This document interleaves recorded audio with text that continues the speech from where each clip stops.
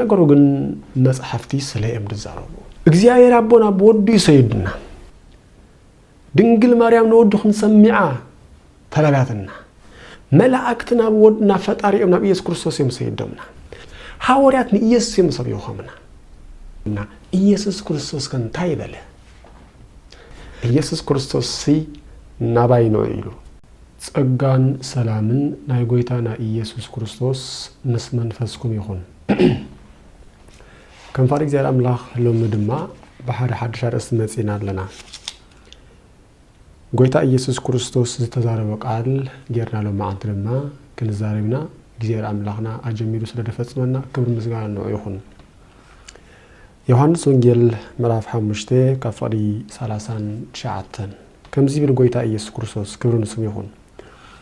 ናይ ዘለዓለም ህይወት አብአተን እትረኹ መስይልኩም ነተን ቅዱሳት መጽሐፍቲ ትምርምርዎን ኣለኹም ግዳስ ንሳተን ንአይ እየን ዝምስክራ ህይወት ምእንቲ ክትረኽቡ ናባይ ክትመጹ ኣይትደልኝኹም ይብል ባርናይሎም ማዓንቲ አርእስትና እንታይ እዩ ኩለን መጽሐፍቲ ስለ ኢየሱስ የን ድዛረባ ይርእስትና ኩሉ መጽሐፍ ስለ ኢየሱስ ክርስቶስ ይድዛረብ ጎይታ ኢየሱስ ክርስቶስ ነዞም አይሁድ እንታይ ዝብሎም ዘሎን እስራኤላውያን ናይ ዘለዓለም ህይወት ክትረኽቡ ኢልኩም ነዘን መጽሐፍቲ ትምርምርዎን ኣለኹም ነገሩ ግን እዘን መጽሐፍቲ ድማ ስለየን ድዛረባ ስለየን ድምስክራ ብዛዕባኤን ድዛረባ ዘለዋ ስለዚ ናይ ዘለዓለማዊ ህይወት ክትረኽቡ ኢልኩም ንዓን ትምርምርዎን ኣለኹም ንሰን ድማ ስለየን ድዛረባ ነገር ግን ንስኻትኩም ወኢትፈቅዱ ትምፁ ሃቤ ከመ ትረክቡ ህይወተ ዘለዓለም ንስኻትኩም ግን ናይ ዘለዓለም ህይወት ክትረኽቡ ኢልኩም ናባይ ክትመፁ ኣይደለኹምን ናባይ ክትመፁ ኣይፈቐድኩምን እምበኣር ጎይታ ኢየሱስ ክርስቶስ እንታይ ዘሎም ዘሎ ኩሉ መጽሐፍ ብዛዕባ ይድዛረብ ይርአየኩም ኣለኹ መጽሐፍትኩም ትጎናጽሉ ዘለኹም ናይ ዘለዓለም ህይወት ንኽትረኽቡ ኢኹም እዘን መጽሐፍቲ ግን ስለየን ድዛረባ ዘለዋ ስለዚ ናይ ዘለዓለም ህይወት ኣባኢ ዘሎ ማለት እዩ ጎይታ ኢየሱስ ክርስቶስ ኣነ ውእቱ ትንሳኤ ወህይወት ምሽሉ ኣነ ትንሳኤን ህይወትን እየ ምሽሉ ስለዚ ናይ ዘለዓለም ህይወት ክትረኽቡ ኣለኹም ናባይ ክትመፁ ዝግባእ ነገር ግን ናባይ ክትመፁ ኣይደለኹምን ህይወት ምእንቲ ክትረኽቡ ናባይ ክትመፁ ኣይደለኹምን ኢሉ ሓደ ሕቶስኪ ንሕተት እዞም ሰባት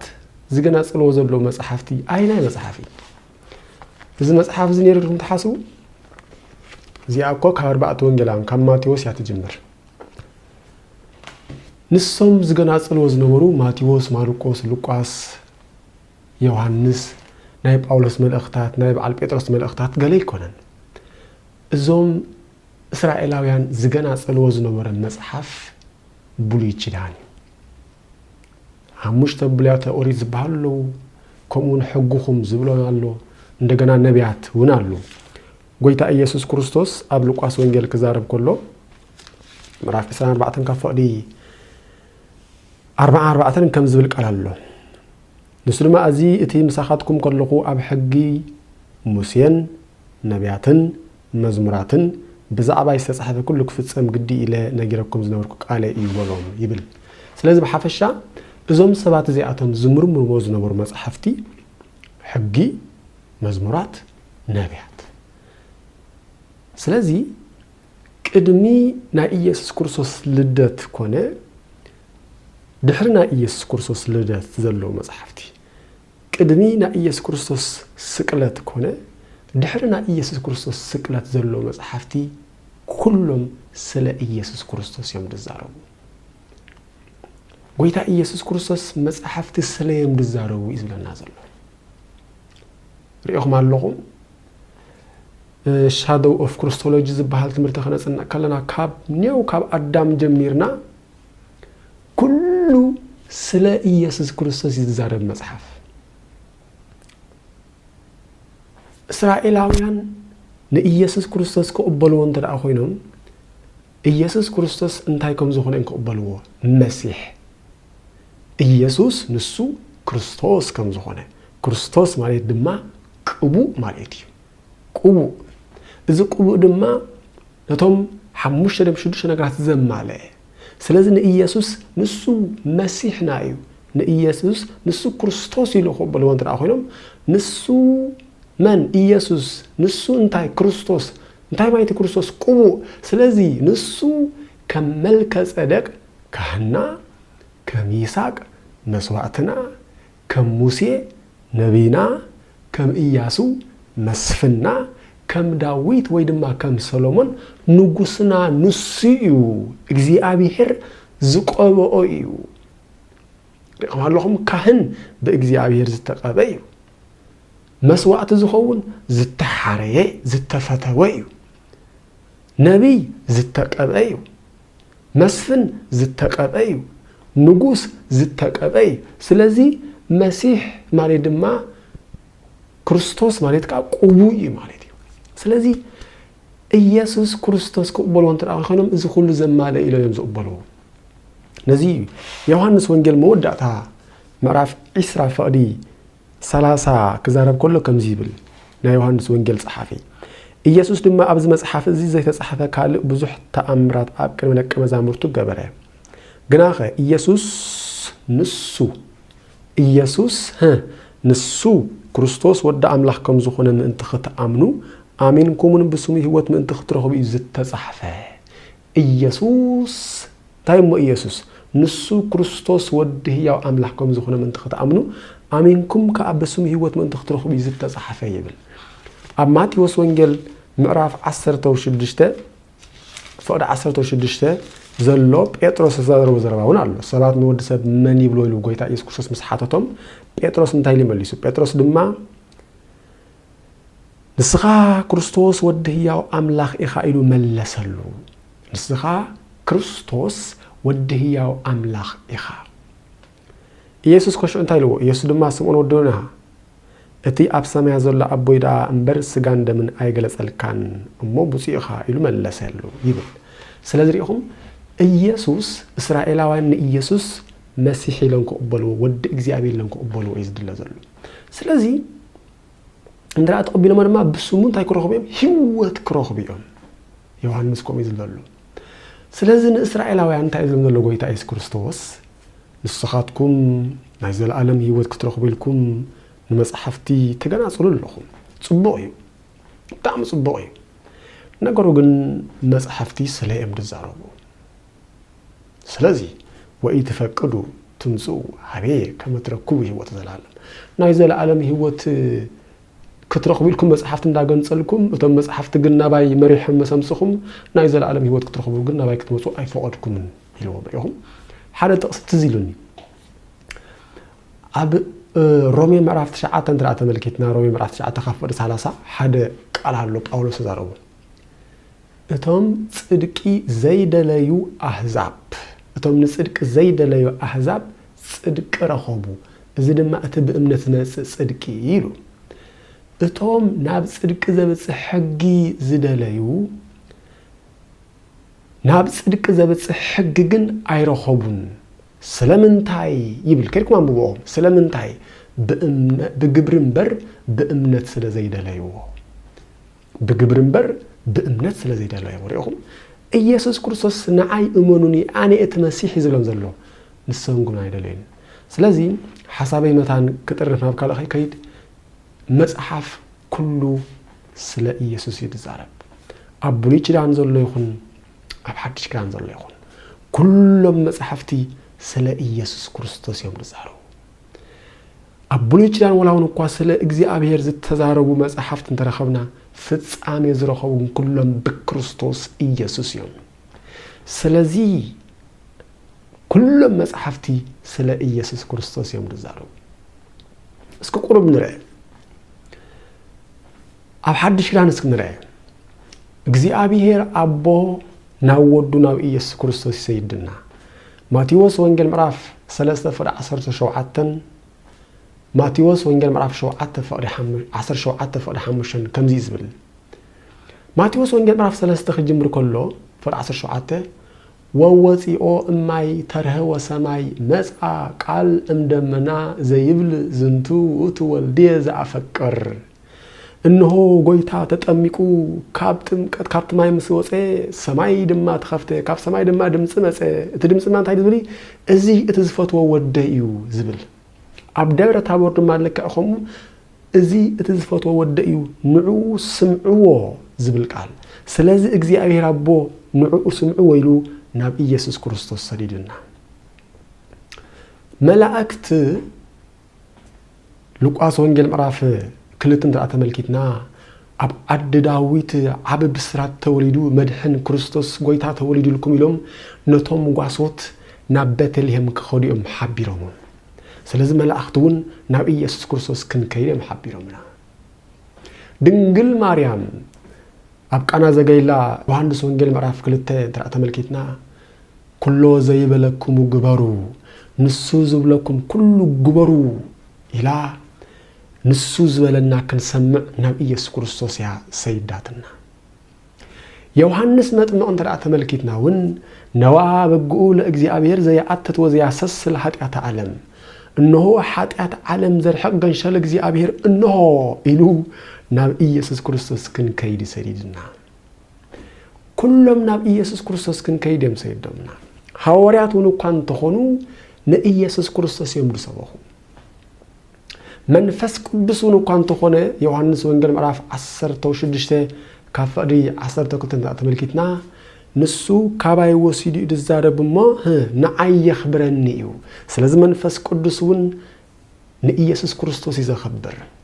منفس قدس تملأسب نإيسوس كريستوس يزخبر مالتي حواريات كزاربو خلو نإيسوس كريستوس يمسيبي خمنا نخالا يسبخون قبرها حواريات مراف 4 تسكن الملكات بيتروس انتاي كم زباله قبرها حواريات مراف 4 فد 12 بو كندحن زقبا قال اسم اب تحت السماي ندق سب ايتوابن سلازي دحنت بحاده خالق كوتو يلبون الو دحنت بإيسوس كريستوس كم زخونه طراح نغيرنا نتوم اسرائيلاويان ونكانتا الوم قبرها حواريات مراف كلتن تملكتنا 36 طيوك انك يأمرو كل بيت اسرائيل كما اغزياني ومسيحاني رسايا اغزيابير لوتو إيسوس كريستوس انتم سقلكمو نتنسخم زسقلكمو إيسوس كريستوس اغزيابير جن غويتان مسيحن كم زغبرو بزلو اسرائيل يفلت الوم إيسوس كريستوس يمسبيخمنا نا باولوس مس انخيدون باولوس قداماي كورنثوس مراف 1 كفؤاد إسران سلستن تاع ملكتنا أيهود ملكت يلمنلو سب غريخ دما طبب يدللو ونهنا سنسب كريستوس هذا سقله نحنا جن اتستسقل كريستوس نسبخالنا إلو كريستوس يسبيخنا قتلو أبقداماي كورنثوس مراف كلتن تاع ملكتنا انه انا نبخاتكم بخلت زربا بفلسفنا زي كونس بفرحن برعدن بمنقطقاطني اما اكلكم زلخو ازخا بزيك اتستسقل إيسوس كريستوس قال كيف فلت سلازم دبكو يلو بزيك كريستوس قال ان خين فلت دما كريستوس نغيرنا عندنا باولوس قتلو أبقداماي كورنثوس مراف 3 كفول 10 تاع ملكتكم أنا كم تستوهب نصقى أملاخ كإلهانا صخوينه مسرت سرتكو كالع دما أبلعلو يحنص الله نفس وكفكس كما يجرهم زحنص يتنقق مخنياتو بزيك أتسرط مسرت نسخا إيسوس كريستوس كال مسرت كسرت زخل حدو كايل بونيلو بزيك إيسوس كريستوس كال مسرت كم زي الله كال كفلت كم زي ولو كال سبكت كم زي الله دما باولوس نغيرنا سلازريهم اغزياير ابونا بودي سيدنا دنجل مريم نودخن سمعا تلباتنا ملائكتنا بودنا فطارينا بإيسوس كريستوس يم سيدنا منفس قدوس نيسوس كريستوس كم نخبريو زغبرنا حواريات نيسوس يم سبيوخمنا سلازو كلهم ناب إيسوس كريستوس كن كيد ناب إيسوس كريستوس كيدو يميلومنا ناب إيسوس كريستوس كيدي أميلمنا إيسوس كريستوس كان تايبله إيسوس كريستوس كم أمري ناب كال كيديلو بفتصم ኢየሱስ ክርስቶስ ናባይ ነው ይሉ ريهم اللهم እግዚአብሔር አቦ ናብ ኢየሱስ ክዲሉ ድንግል ናብ ማርያም ናብ ኢየሱስ ክዲላ መላእክት ናብ ኢየሱስ ክዲሎም ኢየሱስ ድማ ናብ ካል እንተ ዳ ክዱ ዝብል ሽግር ምተፈጥረ ነይሩ ኢየሱስ ክርስቶስ ግን አቱም እትጽዕሩ ጾር ዝኸበደኩም ናባይ ንዑ አነ ከዕርፈኩም ይሉ ክብርን ስሙ ይኹን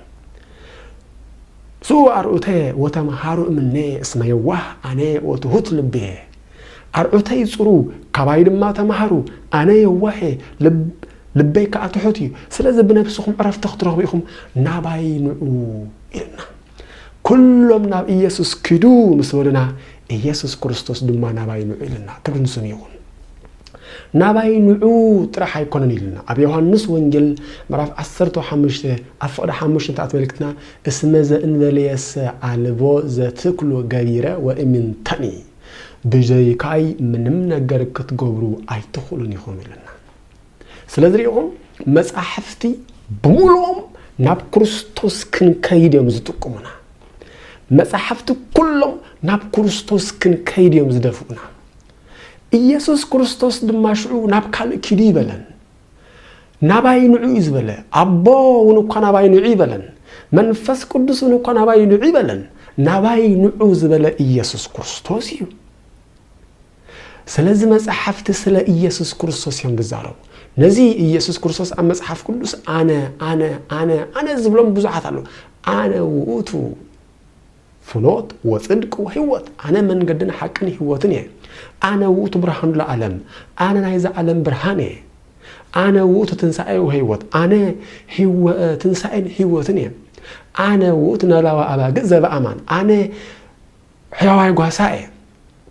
أنا وقت أنا كأس أبا جزء بأمان أنا أفدق أبا جيء زي أتو بيه دهن يا أتو واتسوي يركب مريتي بتبقى عايز أتو ما كدهن يكأتن كوزين ناتي مقاس أكرك كبيلو أنا زبالة ኢየሱስ ክርስቶስ እዩ ስለዚህ መጽሐፍ ሁሉ ስለ ኢየሱስ ክርስቶስ ይዛረብ ምናልባት መጽሐፍ ቅዱስ አብርሃም አለ በአብርሃም ገርጉን ስለ ክርስቶስ ዳሉ ዛረበር ስለ አብርሃም አይዛረብን መጽሐፍ ምናልባት መጽሐፍ ቅዱስ ሳሙኤል አለ በሳሙኤል ገርጉን ስለ ኢየሱስ ዳንበር ስለ ሳሙኤል አይኮንም ዛሬ መጽሐፍ ምናልባት መጽሐፍ ቅዱሳት ብዙሓት አበይት ቦታት አለው